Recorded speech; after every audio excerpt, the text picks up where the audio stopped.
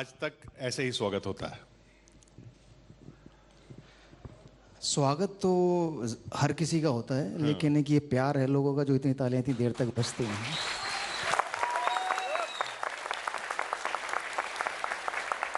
Debut आपका 1 अप्रैल को हुआ था हाँ, पाकिस्तान में। नहीं, इंडिया में हुआ, पाकिस्तान के खिलाफ, माफ कीजिए। तो वो कैसा स्वागत था? नहीं, वो अप्रैल फूल मेरा। सो 2 बॉलें खेली, 1 रन बनाया और वापस आ गया।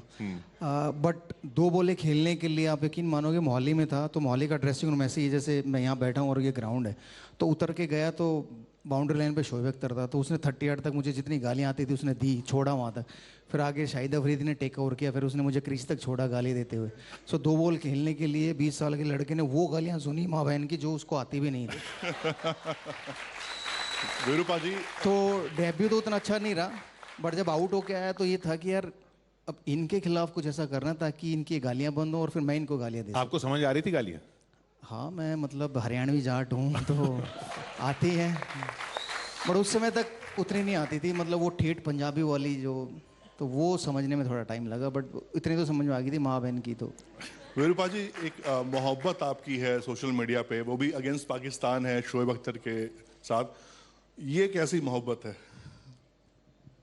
ये मतलब इसका कोई भी नाम दे सकते हैं उस मोहब्बत को, लेकिन हम लोग जब खेलते हैं तो हम लोग ऐसे खेलते हैं जैसे एक हमारा एक लड़ाई हो रही है आपस में, लेकिन जब नहीं खेलते और बाहर होते हैं ना, तो पाकिस्तान में होते हैं तो वो हमारे लिए खाना लेके आते हैं, हमें बाहर लेके जाते हैं। जब वो यहाँ होते हैं तो हम उनके लिए खाना लेके जाते हैं, हम उन्हें बाहर लेके जाते हैं। तो वो प्यार आज भी है, चाहे वो हम लोग कमेंट्री में मिले या चाहे वो हम लोग बाहर कहीं मिले, तो आज भी वो है, बैठते हैं, गुफ्तगू होती है। जैसे अभी कतर में लेजेंड लीग हो रही है तो वहाँ पर पाकिस्तानी भी प्लेयर है, इंडियन भी हैं, श्रीलंकन भी, तो आज भी वो महफिलें वहाँ लग रही होंगी, क्योंकि जो बैठकर बातें होती हैं यार दोस्तों की, उसका मज़ा ही अलग है। जो आप कह रहे हैं गालियों से शुरुआत हुई, वो सब याद आ रहा था आपको जब आप मुल्तान में 300 मार रहे थे?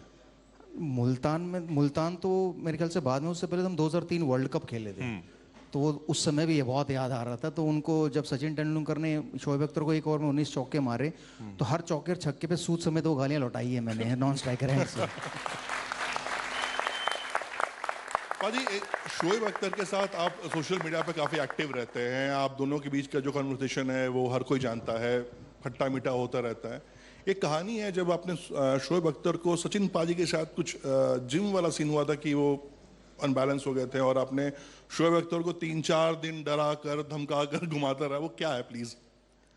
मुझे लग रहा है आज का मुद्दा इंडिया पाकिस्तान ही है। हम लोग लखनऊ में थे, सहारा शहर में, तो वहाँ पर हमारे लिए इंडियन टीम और पाकिस्तान टीम के लिए एक डिनर ऑर्गेनाइज किया था। तो उस डिनर पे परफॉर्मेंस भी थी, शाहरुख खान और वो सब आए हुए थे। तो उसके बाद हम लोग खाना पीना कर रहे थे, तो शोएब अख्तर ने शायद कुछ 2-4 पैक ज़्यादा लगा लिए। तो उसके बाद वो सचिन तेंदुलकर को उठाने लगे। तो सचिन तेंदुलकर को उठाना आसान काम नहीं है, मतलब हमारी इतनी जनता है, उनका प्रेशर इतना उनके कंधों पे रहता है, तो समझ लो कि 100 करोड़ लोगों को उठाने के बराबर है तेंदुलकर को उठाना, तो इतने भारी हैं। तो उठाने लगे तो गिर गए। अब वो गिर गए तेंदुलकर और शोएब अख्तर दोनों, तो मैं बगल में खड़ा था, मैं हंसा भी, लेकिन मैंने उनको डराया। मैं कहा तो तेरा कैरियर ख़त्म, क्योंकि तूने हमारे क्रिकेटर को सबसे बड़े प्लेयर को गिराया है, उसको चोट लग गई है। अब वो बीसीसीआई को बोलेगा, बीसीसीआई पीसीबी को बोलेगी, तू तो ख़त्म, तू तो मर गया, तेरा कैरियर हो। तो वो 2-3 दिन तक चला सिलसिला, और फिर बाद में उसने सचिन तेंदुलकर जाकर पैर पकड़े, भाई आप ऐसा कुछ मत करना, मेरा कैरियर ना खराब हो जाए। अच्छा, आपके हमने करियर की शुरुआत की बात की, लेकिन क्रिकेट की शुरुआत कब हुई? बचपन में क्रिकेट आप कैसे खेलना शुरू, नजफगढ़ में क्रिकेट कैसे खेलना शुरू किया आपने? मैं टेनिस बॉल क्रिकेट बहुत खेलता था, तो शाम को 3 बजे से लेकर शाम के 6 बजे। अब तो लेदर बॉल भी ऐसी मारते जैसे टेनिस बॉल है। हाँ, वो बाद में आया। हाँ। तो टेनिस बॉल खेलते थे, 4-4 5-5 ओवर के मैच होते थे, तो दिन में 3-4 मैच, मतलब 3 बजे से 6 बजे तक जितने मैच हम ज़्यादा खेल सके।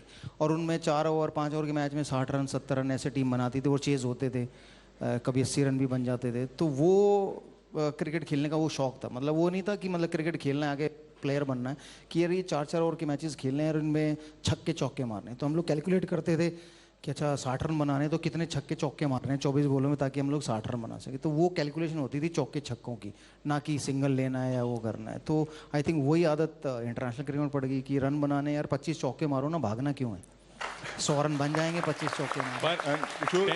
टेनिस बॉल से दांत आप हमने सुना आपका दांत टूट गया था बचपन में, टेनिस बॉल से टूट गया था? नहीं नहीं, वो टेनिस बॉल से दांत नहीं टूट सकता। तो मैं थोड़ा बड़ा हुआ, 7वीं 8वीं में था, तो मैं ऐसे ही टेनिस बॉल खेल रहा था, वहाँ कुछ बच्चे क्रिकेट बॉल से खेल रहे थे, तो मैंने कहा मुझे भी खिला लो। तो उन्होंने कहा तू बहुत छोटा है तो सब विकेट कीपर पीछे खड़ा हो जा, बॉल आए तो बस पकड़ा दियो। तो मैं विकेट कीपर पीछे खड़ा था विकेट के। तो वो नजागुड़ा ग्राउंड ना पथरीला ग्राउंड है, वहाँ पत्थर ही पत्थर ज़्यादा है, घास तो कभी हमने देखी नहीं, मिट्टी थी। तो मैं पीछे खड़ा था, बॉल बैट्समैन ने मारी, नहीं लगी, तो मैं पीछे झुक के उठाने लगा तो पत्थर पे लग के मेरे मुंह पे लग गई और मेरे दांत पे गेंद लगी, टूट गया, दांत सूज गया, खून आ गई। खून तो जैसे तैसे मैंने रोक लिया, बट वो जो टूटा हुआ दांत था वो नहीं मिला, क्योंकि घर जाऊंगा तो मुझे पता था कि अगर मेरा दांत टूटा हुआ देखा तो मेरी पिटाई होने वाली है। तो जब मैं घर पहुंचा तो मेरे फादर ने मदर ने पूछा भाई क्या हुआ, मैंने कहा कुछ नहीं, कह रहा होट क्यों सूजा, मैंने नहीं नहीं वो ऐसे ही गिर गया था तो लग गई। तो 2 दिन बाद उन्हें पता चला मेरा दांत टूटा हुआ है, तो 2 दिन तक तो ना मैंने उन्हें मुंह दिखाया ना हंसा कुछ। तो उसके बाद उन्होंने मुझे बहुत मारा भी, और प्लस ये कहा कि भी आज के मारा उन्होंने फिर मारा? और मतलब भाई तुम्हें पता है नहीं, तो ये ऐसे ऐसे कैसे हो सकता है। तो दो दिन के बाद जब पता चला मारा, और फिर उसके बाद उन्होंने मुझे क्रिकेट खेलने से मना कर दिया। तो मैं क्रिकेट ना खेलूँ ऐसा हो नहीं सकता था। तो मैं अपने घर में ना रोता था, मतलब एक कोने में जाके ना, रोने का भी ऐसा है कि आंसू नहीं निकालने, बस इतना ही, एफर्ट भी ना लगे और दुनिया को पता चल जाए, पता चल जाए कि मैं रो रहा हूँ। सो मेरे जो सबसे बड़े ताऊ जी थे भूप सिंह जी, वो आए और उन्होंने पूछा भाई क्यों रो रहा है। मैंने कहा जी ऐसे ऐसे मेरा बॉल लगी थी, दांत टूट गया, तो मुझे खेलने नहीं दे रहे। तो उन्होंने मेरे फादर को बोला तू भी तो बहुत खेलता कूदता था, तू भी तो बहुत टूटता फूटता था, तेरे को किसी नहीं रोका, तू क्यों रोक रहा है। तो फिर उन्होंने परमिशन दिला दी खेलने की, और फिर क्रिकेट खेलते रहे उसके बाद। एंड यू नो किशोर, वीरूपा जी की कहानी बड़ी दिलचस्प है कि गैंगस्टर, नजफगढ़ में पहले तो गैंगस्टर बहुत हुआ करते वीरूपा जी, उनके बीच आपने खेला, वहीं से आपने कॉन्सेप्ट उठाया कि चलो गैंगस्टर तो बंदूक लेके जाता है, मैं बल्ला लेके 22 गज की पट्टी पे आक्रामकता फैलाता हूँ।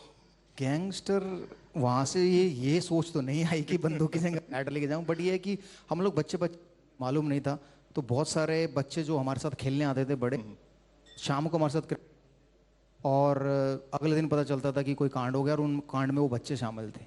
या ऐसा भी हुआ है कि अगले दिन वो बच्चों की लाश मिली नाले पर, कि उनकी किसी ने गोली मारकर हत्या कर दी। तो उसके बाद हम थोड़ा डर गए थे कि भी फिर पहले थोड़ा बैकग्राउंड चेक कर लेते, भाई तू कौन है, कहाँ से है, क्या माँ बाप का नाम है, क्या करता है। वरना उससे पहले तो बहुत सारे से लड़के थे जो दिन में हमारे साथ खेलते थे, रात को कांड करते थे, और सुबह पता चला या तो पुलिस पकड़ के ले गई या वो उनकी डेथ होगी। तो वो एक ये था कि हमने वो फिर डिस्टेंस बनाना शुरू किया कि नहीं यार हम लोग को उस तरफ नहीं जाना नजफगढ़। क्योंकि मुझे आज भी याद है कि नजफगढ़, अगर आप 90s में पेपर खोलते थे तो फ्रंट पेज पे होते थे नजफगढ़ में इतने लोग मर गए, ये गैंग वार हो गई, इतने पुलिस ने पकड़ लिए। तो वो उसके लिए नजफगढ़ बहुत फेमस था।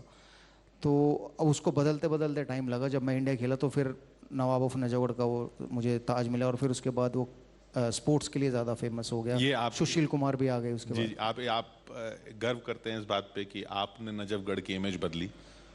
नहीं, मैं गर्व करता हूँ कि मैं नजफगढ़ में पैदा हुआ, पला बड़ा हुआ, तो ये मैं गर्व करता हूँ। इमेज तो मैंने नहीं बदली, इमेज तो मीडिया ने बदली, क्योंकि मीडिया के हाथ में होता है कि फ्रंट पेज पे न्यूज़ छापने की, बैक पेज पे न्यूज़ छापने, या कि बीच में कहीं छाप देनी जहाँ कोई पढ़े ना। वीरूपा जी, लौट के आते हैं, कल की बात मैं करना चाहूँगा, जो इंडिया ऑस्ट्रेलिया मुकाबला रहा और हम बहुत बुरी तरह हारे। एज अ प्लेयर इसे आप कैसे देखते हो? As a parents, as a player, as a player, क्योंकि वर्ल्ड कप आगे हमारे सामने है। देखिए ये हर सीरीज में एक बार ही बैटिंग कोलैप्स ज़रूर होता है हमारा, और वो जायज़ ज़रूर, हमारा नहीं, हर टीमों का होता है। तो ये है कि उस बैटिंग कोलैप्स को ना होने दे, उसके लिए क्या कर सकते हैं। क्योंकि हमारे टाइम में भी होता ऐसा नहीं कि हम लोग सारे मैचेस जीते थे, हम लोग हारते थे, बहुत सारे सीरीज आ रहे हैं, तो ये पार्ट ऑफ द गेम है। बट ये है कि क्या गलतियां की हमने उसको ना दोहराएं दोबारा, या क्या विकेट बनाई है वो सेम विकेट ना बनाएं दोबारा दूसरे सेंटर पर। बट कभी कभी ये भी प्रॉब्लम हो जाती है कि अगर बीसीसीआई में आपस में एसोसिएशन के साथ कोई खिंचाव है तो उसके चक्कर में इंडियन टीम पिस जाती है, तो वहाँ विकेट ऐसा बनाया जाता है कि यहाँ पर इंडियन टीम जीते ही ना, क्योंकि उनकी लड़ाई चल रही होती है बीसीसीआई में। तो वो भी कभी कभी रीज़न हो जाता है। एसोसिएशन टीम को ही हरवा देती है? टीम को हरवाती नहीं, विकेट ऐसा बना देती है कि फिर टीम उस पर कुछ कर नहीं पाती। क्योंकि मैंने तो बहुत देखा अपने कैरियर में, हमारे टाइम में बहुत, हम लोग नागपुर में एक टेस्ट मैच खेले थे, वो ग्रीन टॉप था। मोहाली में एक बार खेले थे, वहाँ पर ग्रीन टॉप था। तो कानपुर में खेले थे एक बार, वहाँ टर्निंग ट्रैक था। तो ऐसा होता है कि बहुत बार कि हमें ध्यान में रखकर कि भाई हमारी मतलब एसोसिएशन की बोर्ड से लड़ाई चल रही है, यार इनको ये दे दो ताकि इनका थोड़ा सा बीसीसीआई का नाम खराब हो ऐसा, बट वो होना नहीं चाहिए। बट ये I think credit Australian team को भी देना चाहिए कि जिस तरीके से उन्होंने पहला मैच हारा उसके बाद कम बैक किए, तो आई थिंक वो बैटिंग कोलैप्स एक बार ज़रूर होता है, तो मुझे लगता है शायद वो कोलैप्स अच्छा है कि वर्ल्ड कप से पहले जितनी बार होना हो जाए, वर्ल्ड कप में ना हो। वर्ल्ड कप में कप्तान किसको देखना चाहेंगे आप? जब से मैं रिटायर हूँ कि बहुत सारे कप्तान आए हैं, बट एक भी कप्तान ऐसा नहीं जो हारा हो, और वर्ल्ड कप एक भी कप्तान ऐसा नहीं जिसने जिताया हो। तो फर्क नहीं पड़ता कि कौन कप्तान है, फर्क ये पड़ता है कि टीम कॉम्बिनेशन क्या खेलेगा। सही प्लेइंग 11 खेलती है तो फिर आपकी जीत निश्चित हो जाती है, क्योंकि कप्तान कोई भी हो उससे ज़्यादा फर्क नहीं पड़ता। कोहली थे तब भी हम लोग बायलैटरल जीत रहे थे, वर्ल्ड कप नहीं जीते, सेमीफाइनल हार गए। रोहित शर्मा बने हैं, उनके अंडर भी वर्ल्ड कप T20 खेले, वहाँ भी सेमीफाइनल हार गए। तो टीम कॉम्बिनेशन उस दिन बेटर होना चाहिए और टीम की उस दिन परफॉर्मेंस बेटर होनी चाहिए, तभी आप जीत सकते हो। तो मेरे ख्याल से रोहित शर्मा अभी तक अच्छी कप्तानी कर रहे हैं, शायद वही होने चाहिए। और उसके बाद फिर आप अगले वर्ल्ड कप की तैयारी कर सकते हो कि अगले वर्ल्ड कप में कौन कप्तान हो सकता है। विरूपा जी, पिच को लेकर मैं बात जरूर करना चाहूंगा, आप क्योंकि आप पूरे दुनिया में खेल रखे हो मुकाबला। हर बार ये होता है कि इंडिया में आके टर्निंग पिच, ऑस्ट्रेलिया कहती कि नहीं अच्छी पिच बननी चाहिए, तो क्या ये जायज़ है कि हम लगातार टर्निंग पिच को ही फोकस बनाएं, अपनी ताकत बनाएं? यार हम लोग ने कभी कंप्लेंट नहीं की ऑस्ट्रेलिया जाके कि हमें ग्रीन टॉप क्यों दे रहे हैं। हम लोग एडिलेड खेले, वहाँ एक बार ग्रीन टॉप मिला। हम लोग ब्रिस्बेन गए, वहाँ में ग्रीन टॉप मिला। पर्थ गए, हमें वहाँ ग्रीन टॉप मिला। सो हमारी तरफ से एक बार भी स्टेटमेंट नहीं आया यार फेयर विकेट होनी चाहिए जी, या फ्लैट विकेट होनी चाहिए या बैट्समैन के लिए विकेट होनी चाहिए। तो मुझे ये समझ में आता जब वो टीमें यहाँ आती हैं तो वो क्यों कंप्लेन करती हैं। सो एटलीस्ट आपको क्रिकेट खेलना है तो आप अपनी स्किल्स, आपकी बैटिंग की स्किल है तो आपको स्पिन और फास्ट दोनों खेलने आनी चाहिए। सो इंडियन टीम भी तो स्पिन और फास्ट दोनों खेलती है, वहाँ जाकर कंप्लेंट नहीं करती। इतने सालों के बाद किसी टीम ने ब्रिस्बेन में ऑस्ट्रेलिया को हराया, वो भारतीय टीम थी। अगर हम लोग कंप्लेंट करते तो हम लोग वो मैच नहीं जीत पाते, टेस्ट मैच। तो ये तो होम एडवांटेज है और होम एडवांटेज का फ़ायदा होना चाहिए। हम लोग जब इंग्लैंड जाते हैं, साउथ अफ्रीका जाते हैं, तो वो हमारे लिए ये सोच के पिच बनाते हैं कि हम इंडिया जाएंगे तो हमें टर्निंग ट्रैक मिलेंगे, तो इसलिए इनके लिए यहाँ स्विमिंग ट्रैक बनाओ ताकि यहाँ पर हम 4-0 जीते। तो वो हर देश करता है। तो बट क्या है कि जब इंडिया में आके खेलते हैं ना तब वो कंप्लेंट ज़्यादा होती हैं। आप इंग्लैंड, ऑस्ट्रेलिया, साउथ अफ्रीका खेले तो वहाँ कंप्लेंट नहीं होती। वहाँ कभी क्या हम उनकी कंप्लेंट ज़्यादा सुनते भी हैं? प्लेयर लोग नहीं सुनते, हाँ, बट मीडिया ज़रूर सुनता है। क्योंकि मीडिया को सबसे ज़्यादा जो अटेंशन मिलती है वो थोड़ी नेगेटिव न्यूज़ पे मिलती है, और जब ये कंप्लेंट होती है तो नेगेटिव न्यूज़ ही एक तरह। पहले हमारा सिस्टम ऐसा था कि हम बड़े ऑ में रहते थे कि वाह कोई फॉरेन कोच आएगा। आपने भी फॉरेन कोच के साथ काम किया, तो अब तो वो सिलसिला फाइनली ख़त्म हो गया, ये मान लिया जाए? मैं बीसीसीआई में नहीं हूँ तो ये बता नहीं सकता फाइनली वो ख़त्म हो गया नहीं हो गया, लेकिन ये ज़रूर है कि मैं हमेशा मानता था कि हमारे देश में भी उतने ही अच्छे कोचेज़ या प्लेयर हैं जो इंडियन टीम को मैनेज कर सकते हैं, तो हमें फ़ॉरेन कोच की ज़रूरत नहीं है। बट जो मुझे, जब मैं खेल रहा था तो मैंने 2-3 बार पूछा ये सवाल अपने सीनियर से कि भाई जॉन राइट के बाद क्यों हम लोग दूसरा फ़ॉरेन कोच चाहते हैं। तो क्योंकि उन लोगों ने बहुत सारे इंडियन कोचेज़ के साथ अपना टाइम बिताया था, तो वो ये कहते थे कि कभी कभी इंडियन कोच ना बायस हो जाते हैं, फेवरेट हो जाता है, कोई फेवरेट नहीं होता है, तो जो नहीं होता बेचारा उसकी शामत आ जाती है, वो उसको बाहर चले जाता है। तो फॉरेन कोच आएगा सबको एक निगाह से देखेगा, ऐसा उनका मानना था। बट एक्चुअली फॉरेन कोच भी आकर सबको एक निगाह से नहीं देखता, उसके भी फेवरेट होते हैं, वो भी नाम के आगे गिर जाता है, ये तेंदुलकर है, द्राविड है, गंगुली है, लक्ष्मण है, तो वो ऐसा कुछ नहीं होता। तो बाद में आप चैपल के फेवरेट बने नहीं कभी? नहीं, मैं आया तो चैपल ने पहली स्टेटमेंट ये दी थी कि भाई Sehwag will be the next captain. और 2 महीने में ऐसा क्या हो गया कि पता नहीं कैप्टन से वो टीम से बाहर हो गए। सो ऐसा मुझे ऐसा लगता है कि कोचिंग, इंडियन टीम को कोचिंग की ज़रूरत नहीं, इंडियन टीम को मैन मैनेजमेंट की ज़रूरत है कि भाई आप एक ऐसा आदमी हो जो सारे प्लेयरों के साथ ना अच्छी दोस्ती रख सके, अच्छा ख्याल रख सके। भाई कोच को ये मालूम होना चाहिए कि बस मेरे को इसको कितनी प्रैक्टिस करानी है, इसको कितनी नहीं, जो कि आई थिंक उन सब में बेस्ट थे गैरी कर्स्टन, क्योंकि वो मुझे सिर्फ 50 बॉलें खिलाते थे। राहुल द्रविड़ को 200 बॉलें खेलते थे, सचिन तेंदुलकर 300 बॉलें खेलते थे, गौतम गंभीर 400 बॉलें खेलते थे, आकाश चोपड़ा और ज़्यादा खेलते। तो ये उनको मालूम था कि यार इनको इतनी बॉलें खेलने को मिलनी चाहिए, इसको इतनी बॉलें खेलने को मिलनी चाहिए, और उसके बाद वो छुट्टी देते थे कि भाई अब आपका काम हो गया, आप घर जाइए, होटल जाइए आराम की। तो वो उनको पता होना चाहिए कोचेज़ को कि यार मेरे ये प्लेयर हैं, इनको मेरे को कितनी प्रैक्टिस करानी है, किसको कितनी प्रैक्टिस की ज़रूरत है, किसको प्रैक्टिस की ज़रूरत नहीं है। तो बहुत सारे प्लेयर ऐसे भी होते हैं जो अपने आप को मेंटली प्रिपेयर करते हैं, क्योंकि उन्हें मालूम है मैं 15 साल से क्रिकेट खेल रहा हूँ, अब मुझे प्रैक्टिस में मेरी ना कोई बेटर होना है ना कुछ ख़राब होना है। तो अगर मैं मेंटली फिट रहूँगा, अच्छा सोचूंगा, तो शायद मैं बेहतर रिजल्ट प्रोड्यूस कर सकता हूँ। तो वो हमारे लिए वो काम बेटर है इंडियंस के लिए कि हम लोग अपने प्लेयरों को उससे मेंटली ख्याल रखें, क्योंकि प्रैक्टिस और फिजिकली तो ख्याल प्लेयर खुद रख सकता है, एक मेंटली होता है ना, उसको कंफर्ट जोन मिलना चाहिए ताकि वो बेहतर परफॉर्मेंस दे सके। मेंटल फिटनेस की आपने बात की, क्रिकेट से थोड़ा सा अलग लेना चाहूँगा कि जो स्ट्रेस की बात की जाती है आज की लाइफ में, तो एक क्रिकेटर से ज़्यादा स्ट्रेस किसने देखा जिसमें पूरा स्टेडियम आपके खिलाफ होता है कभी कभी और उसमें आपको जाके खेलना होता है। तो ये जो स्ट्रेस, जो दूसरा स्ट्रेस है, जीवन का स्ट्रेस जिससे लोग जूझते हैं, उनको आप क्या सलाह देंगे, आप कैसे हैंडल करते थे? यार मेरा तो फंडा ये था कि स्ट्रेस लेना नहीं, स्ट्रेस देना आना चाहिए। सो मैं तो कोशिश ये करता था कि बॉलरों को स्ट्रेस दे दूँ पहली बॉल पे ही, चौका छक्का मार के। सो मेरे फादर हमेशा मुझे एक बात कहते थे कि ज़िंदगी में जितना मिले उससे खुश रहना आना चाहिए।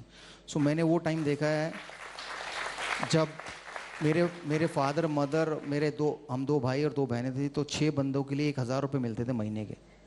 तो उस 1,000 रुपये में गुजारा किया है। फिर वो 1,000 धीरे धीरे कुछ सालों के बाद 5,000 रुपये हो गए, फिर वो 5,000 से वो 10,000 रुपये हो गए, फिर मैं इंडिया खेला तो वो लाख रुपये हो गए एक, फिर वो और बड़ा प्लेयर बना तो 10 लाख हो गया, आज करोड़ है। लेकिन मेरी ज़रूरतें उतनी हैं जितनी मेरे 1,000 में थी। ऐसा नहीं है कि मेरे पास करोड़ों आ गए तो मेरी ज़रूरतें बदल गई, बट ये है कि मैं खुश हूँ। तो वो खुश रहना बहुत ज़रूरी है, वरना इच्छाओं की सीमा नहीं है। सो आज अगर मेरे पास एक 500 गज़ के प्लॉट पे घर है तो मैं चाहूँगा यार 5,000 गज़ पे मिल जाए, या 50,000 गज़ पे मिल जाए, या अंबानी जैसा घर मिल जाए, या मेरा प्राइवेट जेट हो जाए। तो इच्छाओं की सीमा नहीं है। तो जितना अगर उसमें खुश है, उसमें आप खुश हो, तो फिर आपको स्ट्रेस नहीं होगा लाइफ में, मुझे ऐसा लगता है। वीरू पाजी, आपके दौर में, आप सचिन पाजी, हम लोगों ने कवर किया, देखा है कि आपके कुछ टेक्निक में इशू होता था तो आप मैदान पे घंटों प्रैक्टिस करते थे। आजकल ये देख रहे हैं कि अगर किसी की बल्लेबाजी में टेक्निकल कोई इशू है तो वो ग्राउंड पे कम जिम में ज़्यादा दिख रहा है। टाइम की बात है, टाइम बदल गया है। तो हमारे टाइम में हम लोग ज़्यादा कोशिश करते थे जितना ज़्यादा ग्राउंड पर, जितना ज़्यादा अपनी प्रैक्टिस स्किल्स को इम्प्रूव कर सके, चाहे वो फील्डिंग प्रैक्टिस हो, बॉलिंग हो या बैटिंग हो, तो उसको जितना इम्प्रूव कर सके, क्योंकि एंड में मेरे वो काम ज़्यादा आनी है, जिम वाला काम कम आना। हाँ, जिम से एक फ़ायदा हो सकता है कि मैं 10 साल की बजाय 15 साल या 20 साल खेल सकता हूँ, वो ज़रूर है, वो होना चाहिए। लेकिन वो बॉडी टू बॉडी होना चाहिए कि अगर मेरी बॉडी अलाउ करती है मुझे इतनी एक्सरसाइज करना या ये जिम वेट लिफ्टिंग करना, तो मुझे वो करनी चाहिए। नहीं अलाउ करती, मुझे पता है मेरे को बैक प्रॉब्लम है या मेरे को नी प्रॉब्लम है, मैं सिर्फ उसको मैनेज कर सकता हूँ, तो उतनी ही एक्सरसाइजें करनी चाहिए। I think skill is more important than anything else. क्योंकि बीच में इंडियन टीम में एक ट्रेंड ये भी आया था कि अगर आप यो टेस्ट फेल हो गए हो तो आपको इंडियन टीम में खेलने का मौका नहीं मिलेगा। सो अगर हमारे टाइम में ये होता तो हमारे बहुत सारे दिग्गज खिलाड़ी वो टीम का पार्ट ही नहीं होते, क्योंकि वो यो टेस्ट कभी नहीं पास कर पाते। तो वो उस समय स्किल्स पे ज़्यादा इंपॉर्टेंट था। और आज भी स्किल ही है, आपको मैच कौन जिताएगा, जो अच्छा खेलेगा वो जिताएगा, जो अच्छा भागेगा वो जिताएगा। सो भागने वाला अगर चाहिए तो फिर वो मैराथन में दौड़ा लो उसे, क्रिकेट खिलाने की क्या ज़रूरत है। तो मुझे ऐसा लगता है। गालियों से बात शुरू हुई जो आपके उसकी, लेकिन उसके बाद तो ये भी कहानियां हैं कि आप फिर उनको गाने सुनाते थे प्लेयर्स को फील्ड में। हाँ, मतलब गालियाँ तो एक हद तक ही दे सकते हो ना। सो मैंने 309 रन बनाए, 254 बनाए, 201 रन बनाए, तो अब पहले 10 मिनट पहले 100 रन तक गालियाँ दे सकते हो। उसके बाद तो फिर भाईचारा बन ही जाता है कि यार अब कितनी गालियाँ दोगे। मुझे याद है एक यासिर हमीद करके एक खिलाड़ी था, जब हम लोग पाकिस्तान गए 2004 में, तो वो जब मैंने 300 रन बनाया तो वो हमें लिफ्ट में मिला, तो मुझे वो बोला कि यार मैं इस मैच में तो आउट हो गया, तुमसे अगले दोनों मैचों में तुमसे आउट ही नहीं होने वाला, तुम देख लो ना मुझे कैसे आउट करोगे। तो मैंने कहा अच्छा, तो मैं उसका ऐसा, तू डॉन ब्रैडमैन है। तो मैं उसको पूरे टूर पे ना डॉन ब्रैडमैन कहता रहा, डॉन ब्रैडमैन क्या हाल है, डॉन ब्रैडमैन। और उसके उसने ना कोई रन नहीं बनाया अगले 2 टेस्ट मैचेस में। तो जब जब आउट होता था मैं उसको कहता था डॉन ब्रैडमैन तू तो आउट हो गया है। तो उसने बाद में हाथ जोड़ ले कि भाई यार तू मुझे डॉन ब्रैडमैन कहना बंद कर, मेरी बहुत बेइज्जती होगी अब तू मुझे डॉन ब्रैडमैन। तो कभी कभी ऐसा होता है गाली ना देके कुछ ऐसी बातें भी कह दो जो चुभती तो है ना, तो फिर उनको ठीक करने के लिए गाने भी गाने होते हैं। मतलब अगर जख्म दिया है तो मल्लम भी तो मैं ही लगाऊंगा। तो कभी कभी गाने भी सुना देते थे, कामरान अकमल थे या वो याशिर हमीद थे, शॉर्ट लेग स्लिप पॉइंट में बैठते थे, तो मैं गुनगुना रहा होता था, कहते थे यार हमारे लिए भी एक गाना गुनगुना दे। मैच के दौरान ही खेलते खेलते? मैं बाहर तो गाता नहीं था। खेलते खेलते ही गाता, बैटिंग करते वक्त गाता था। फील्डिंग करते वक्त भी नहीं करता, फील्डिंग करते वक्त अंपायर्स होते थे, तो फील्डिंग करते हुए अंपायर के साथ बातें करता था, थोड़ी अंग्रेजी इंप्रूव हो जाती थी। पाजी, आपके नाम 2 13 है, 2 ट्रिपल सेंचुरी आपने लगाई, तीसरा थोड़ा सा चूक गए। एक आपने बात सचिन पाजी से शेयर की थी ड्रेसिंग रूम में कि अगर इस बार मैंने 13 लगा लिया तो एक मिशन था कि मैं आपको दूंगा। पाजी क्या बता पाएंगे कि क्या बातें हुई थी आपकी सचिन पाजी के साथ? वो मिशन तो सक्सेसफुल हो गया बगैर सचिन के तो उसका बारे में तो नहीं बता पाऊंगा, बट हाँ ये ज़रूर है, मुझे एक ही लाइफ में अगर मलाल रहा कि मैंने एक बार लाइफ में कुछ करना चाहा क्रिकेट की फील्ड पर, वो था कि वो मेरी तीसरी सेंचुरी, ट्रिपल सेंचुरी बनाने की।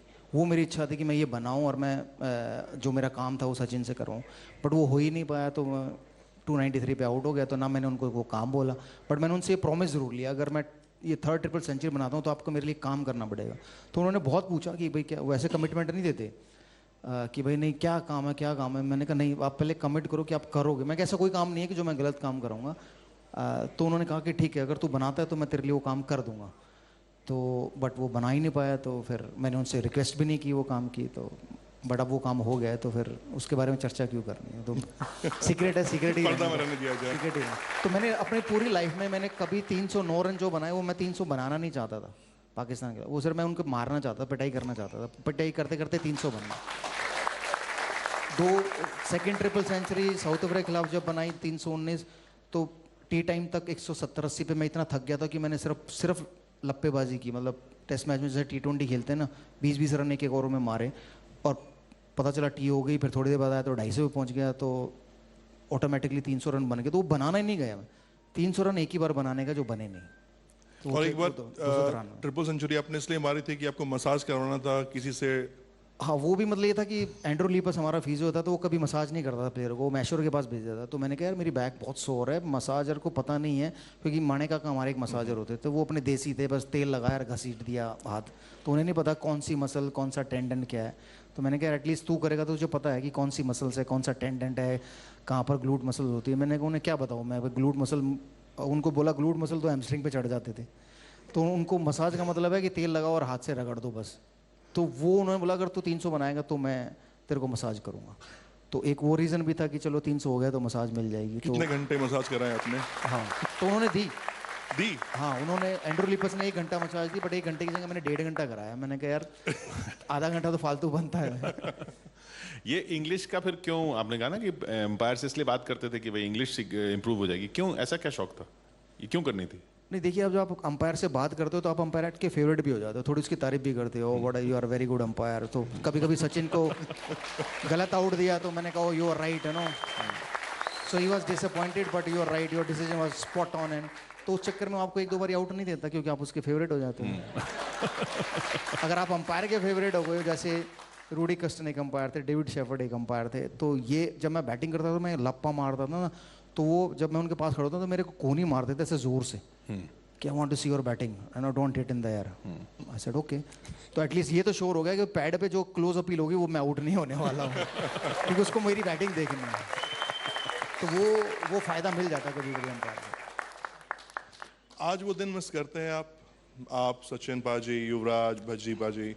आज मैं उनकी कंपनी मिस करता हूँ, बट खेलना कभी नहीं मिस करता, क्योंकि मेरे शरीर में इतने दर्द है कि दोबारा खेलने जाता हूँ दर्द वापस आ जाते हैं। तो वो फिर गलत है। तो मेरे बच्चे कहते हैं कि पापा मतलब उनको थ्रो डाउन कराता हूँ तो मेरा कंधे 2 शोल्डर सर्जरी हुई है राइट शोल्डर की, उन्हीं से थ्रो डाउन कराना पड़ता है। तो 10-10 मिनट बांटे हुए हैं कि बस उससे ज़्यादा मैं थ्रो नहीं मार सकता, उससे ज़्यादा मारा तो मेरा दर्द वापस आ जाएगा कंधे का। बट क्या है कि 2 बच्चे हैं, एक को अगर ज़्यादा करा दी तो वो टाइम नोट करते हैं कि भाई उसको 12 मिनट कराई तो मुझे भी 12 मिनट कराओ। तो मुझे टाइमर लगाना पड़ता है कि 9-10 मिनट का बस उतनी ही। बट उनसे मिलना मिस हो जाता है कि कभी कभी मिलते हैं तो बहुत देर तक बैठे रहते हैं, पुरानी बातें यादें ताज़ा हो जाती हैं, मज़ा आता है वो पुराने दिन याद करके। वो अच्छे दिन, बच्चों को क्रिकेटर बनेंगे बच्चे, खेल रहे हैं, उनकी मर्जी है। तो मैंने उन्हें फुटबॉल भी खिलाया, स्विमिंग भी सिखाई और क्रिकेट भी। तो अब क्रिकेट अगर वो परस्यू करना चाहते हैं क्यों नहीं, बट ये यहाँ पर कोई नेपोटिज्म नहीं है कि वो खेलेंगे वो प्लेयर बनेंगे ही बनेंगे। क्योंकि मुझे ऐसा लगता है कि स्पोर्ट्स में ना कोई शॉर्टकट नहीं है, तो उन्हें उतने साल प्रैक्टिस करनी ही पड़ेगी, वो जूनियर क्रिकेट खेलनी पड़ेगी, फिर वो अच्छा खेलेंगे, परफॉर्मेंस देंगे तो ही वो आगे बढ़ सकते हैं। तो ऐसा नहीं है कि बाप के नाम पे वो आगे चले जाएंगे। तो खुद उन्हें मेहनत करनी पड़ेगी। भारतीय टीम को कई बल्लेबाज मिले जो आक्रामक खेलना चाहते हैं, खेलते भी हैं, लेकिन एक सोच है विरूपाजी जो आप लेके खेलते थे, उस सोच का बल्लेबाज आपको टीम इंडिया में कोई दिख रहा है कि हाँ ये मेरी तरह सोच रहा है, ये पहली गेंद से लप्पा मारेगा? पता नहीं, मुझे लगा नहीं कि ऐसा कोई प्लेयर है, बट अगर दो प्लेयर क्लोज आए तो एक पृथ्वी शॉ है, एक ऋषभ पंत। सो ऋषभ पंत मुझे ऐसा लगता है जैसे मैं टेस्ट मैचेस में खेलता था, थोड़ा बहुत वो उसके करीब है, बट वो क्या है कि वो सेटिस्फाई हो जाते हैं 90-100 पे। सो मैं सेटिस्फाई होता था 200, 250, 300 पे। तो उनको अगर वो वहाँ तक लेके जाएंगे तो और ज़्यादा एंटरटेनमेंट देंगे मुझे ऐसा लगता है। पाजी, खतरों के खिलाड़ी आपको कहा जाता है, आप 94 पे होते हो, लोग कहते हैं भाई धीरे से मार, सेंचुरी पूरी कर लो, लेकिन आपको मारना छक्के से ही है। तो ये जब सचिन पाजी भी कहते थे कि मेरे रुक जा, सेंचुरी पूरी कर ले, तो ये जिद क्या थी? नहीं भैया मारूंगा तो यूं ही। नहीं, जिद नहीं थी कि मुझे ये था, मैंने जैसा बताया मैं टेनिस बॉल में ना चौके छक्के गिनता था कि कितने मारने। तो इंटरनेशनल क्रिकेट में वही है कि कितने चौके छक्के मार रहे हैं 100 तक पहुंचने के लिए। और मुझे ऐसा लगता है कि अगर मैं 90 पे पहुंच गया हूँ और 100 तक पहुंचने के लिए मुझे 10 बॉलें खेलनी है, एक रन लेने की, तो 10 बार अपॉर्चुनिटी है मेरे आउट होने की। बट अगर 2 बॉल पे रिस्क लेके मैंने मारा तो अपॉर्चुनिटी 2 ही बार तो है। सो परसेंटेज 20% आ गया 100 से। सो 20% चांस आउट होने के, बट लेकिन सक्सेस होने के तो पूरे चांस हैं। तो वो था कि जितनी जल्दी आप 90 से निकल जाओ उतना बढ़िया है, उतना कम प्रेशर है। तो मे भी कभी शायद इसलिए वो मुझे रोकते थे कि मैं आउट भी तो हुआ हूँ 90s में। कि मुझे किस्सा याद आता है कि हम लोग ऑस्ट्रेलिया में थे, तो मैंने 195 तक पहुँचने से पहले मैंने 2 छक्के लगाए कैटेज को, और मैं 195 पहुँचा। तो मैंने कहा तीसरा भी मार देता हूँ, लेवनिया बॉलर है। तो मैंने फिर मारा और मैं आउट हो गया। तो 195 पे आउट होकर वापस आया, तो वो टेस्ट मैच हार गए हम। तो हम लोग अच्छे बोले 300 कुछ पे 2 आउट 3 आउट थे, और फिर सडनली 336 पे ऑल आउट हो गया, 360 पे ऑल आउट हो गए, और वो टेस्ट मैच भी हार गए। तो जब मैं पाकिस्तान में पहुंचा और 100 रन तक मैंने 6-7 छक्के लगा दिए थे, तो सचिन बैटिंग करने आए। तो उन्होंने कहा कि अगर अब तूने छक्का मारा ना, मैं तेरे को बैट से मारूंगा। तो मैंने कहा यार लेकिन ऐसा क्यों? तो बोले नहीं, तेरी वजह से हम लोग पिछला टेस्ट मैच आ रहे हैं ऑस्ट्रेलिया में, मेलबर्न में, तूने 195 छक्का मारने हैं। तो लिटरली मैंने 110-20 के बाद से लेकर 295 तक छक्का नहीं मारा, अगर आप रिकॉर्डिंग देखोगे। सो 295 हो गए, तो तब मैंने उनको बोला कि नहीं यार मैं अब छक्का मारूंगा। कह रहा तू पागल हो गया, तू पहला प्लेयर बनेगा 300 रन। मैं कहा 295 भी किसी ने नहीं बनाया, मैं बन गया पहला प्लेयर। सो मैं कहा मेरे बाद जो हाईएस्ट है वो 281 है। तो कह रहे तू पागल, अच्छा ठीक है। तो मैंने स्टेप आउट किया अगले ओवर में, शकील मुश्ताक को छक्का लगा यार, 300 रन मारे। तो मुझसे ज़्यादा वो खुश हुए सचिन तेंदुलकर। तो वो प्यार उन्होंने मुझे दिया, दिखाया मेरे लिए। वो ये चाहते थे कि यार ये खड़ा रहेगा तो पता है तेज खेलेगा, हमारी टीम के रन जल्दी बन जाएंगे, टाइम ज़्यादा मिलेगा हमें ऑल आउट करने को दूसरी टीम के लिए। चलिए कुछ ऑडियंस से सवाल ले लेते हैं। शालिनी। मस्त मौला वीरेंद्र सहवाग और मुल्तान के सुल्तान को 2007 में कप्तान बनते बनते रह गए, और अभी कोच बनते बनते रह गए, तो कहीं ना कहीं मलाल है सर? सब कुछ पा लिया और इस चीज का मलाल है? बिल्कुल भी नहीं है मलाल, क्योंकि मैं खुश हूँ ना जो मुझे मिला। नजफगढ़ के एक छोटे से घर फैमिली से आया हूँ जो फार्मिंग करती है, और उससे आकर इंडिया खिलाया, मतलब इतनी परफॉर्मेंस दे दी, इतना प्यार दे दिया, आप लोगों ने नाम दे दिया, वो बहुत है। कप्तान बन जाता तो मुझे इज्जत दूसरी तो नहीं देता ना, यही देता ना जो भी दे रहे हैं। कोच बन जाता तो भी यही देते हैं। कोच बनना चाह रहे हैं? नहीं बिल्कुल नहीं। एक्चुअली मुझे मैं तो अप्लाई भी नहीं करता। अगर विराट कोहली या मुझे बीसीसीआई सेक्रेटरी उस समय अमिताभ चौधरी थे, वो अप्रोच नहीं करते, तो उन्होंने मुझसे पूरी मीटिंग की कि भाई इन दोनों अनिल कुंबले और विराट कोहली के बीच में कुछ जम नहीं रही है, तो हम चाहते हैं कि आप अप्लाई करो, आप कोच बनो। सो उस समय तो अप्लाई भी नहीं था। उन्होंने कहा था बस आप कमेंट्री करने जा रहे हो 2017 में चैंपियंस ट्रॉफी, वहाँ से अनिल का कॉन्ट्रैक्ट खत्म हो जाएगा, आप टीम लेके वेस्ट इंडीज चले जाना। तो मैंने ना हाँ दी ना ना दी। मैंने कहा ठीक है, बट मैंने ये ज़रूर कहा कि अगर मैं जाऊँगा तो मेरा स्टाफ जाएगा। तो जो मैं कोच हूँ, assistant coach, bowling coach, batting coach, fielding coach और फिजियो ट्रेनर, ये सब मैं अपने चॉइस के लेके जाऊँगा। तो अगर इतनी चॉइस दे दी मैंने कि मुझे मिल जाती तो मैं कोच बन के चला जाता, वो मुझे मिली नहीं तो मैं गया नहीं। आखिरी सवाल। पाजी, क्योंकि आपके 2 साथी हरभजन सिंह और गौतम गंभीर पहले से राजनीति में हैं और लोकसभा चुनाव भी आने वाले हैं, वीरेंद्र सहवाग राजनीति की पिच पर अगले लोकसभा चुनाव में उतरते हुए दिखाई देंगे? क्योंकि एक बार पहले आपको ऑफर शायद मिल चुका है। ये हर बार जब इलेक्शन होता है ये सवाल ज़रूर आता है हर बार ही। सो ये, और मैं उसका एक ही जवाब देता हूँ कि मैं सारी लाइफ ना कॉन्ट्रैक्ट पे खेला हूँ। अगर कोई पार्टी मुझे कॉन्ट्रैक्ट देगी 5 साल का तो मैं ज़रूर। तो चलते चलते वो गीत तो बता दीजिए जो, या सुना दीजिए जो आप पाकिस्तानियों को सुनाते थे। क्या? गाना? वो जो गीत गुनगुनाते थे आप बहुत सारे, मतलब उस समय मैं किशोर कुमार के गाने गुनगुनाता था। चला जाता हूँ किसी की धुन में धड़कते दिल के तराने लिए, दोस्ताना का था तेरे जैसा यार का। तो ये गा के सुना दीजिए। मैं लय मतलब सिंगर नहीं हूँ यार। हाँ, सो कोई बात नहीं। बेसुरा गाऊंगा। हाँ। बेसुरा गाऊंगा। भाई जैसे पिच पे गाते थे वैसे अगर एक लाइन अगर वो लोग फील्ड पे सुन सकते हैं तो हम यहाँ तो सुन ही सकते हैं चौपाल पे। बट उन्होंने ये नहीं कहा ना तो सुर में सुना। चला जाता हूँ किसी की धुन में धड़कते दिल के तराने लिए, दिलों की मस्ती भरी आंखों में हजारों सपने सुहाने लिए। तो चले जाते हैं किसी की धुन में और इन्हीं की धुन पे देश चलता रहा। बहुत बहुत शुक्रिया वीरेंद्र हमारे साथ यहाँ जुड़ने के लिए। Big applause for Virender Sehwag. Viru ji 2 minute.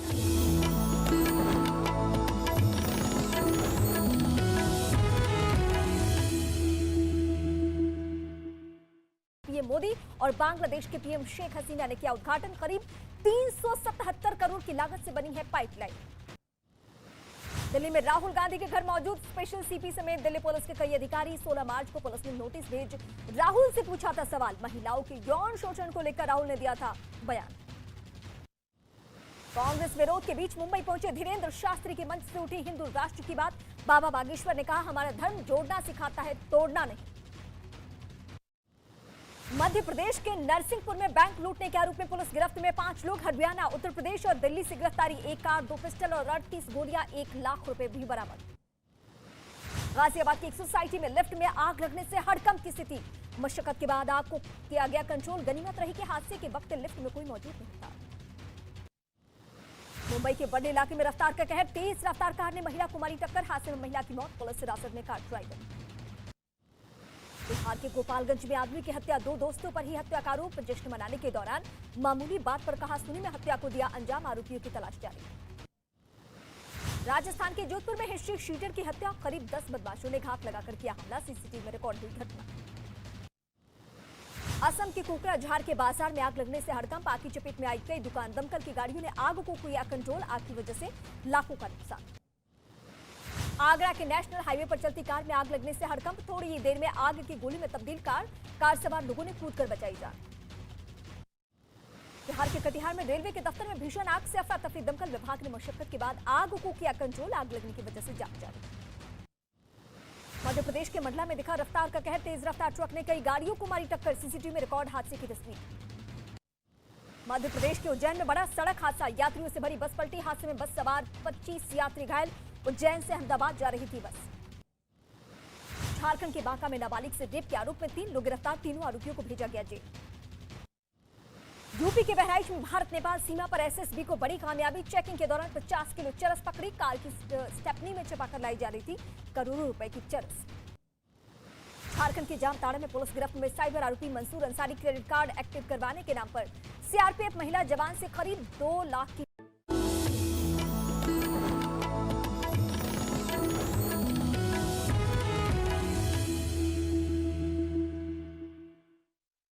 और न्यूज 18 इंडिया चौपाल में केंद्रीय शिक्षा मंत्री धर्मेंद्र प्रधान ने राहुल गांधी पर हमला बोला है। उन्होंने कहा कि राहुल गांधी के लंदन में दिए बयान पर संसद में माफी मांगनी चाहिए राहुल गांधी को। साथ ही राहुल गांधी को नासमझ भी बताया है।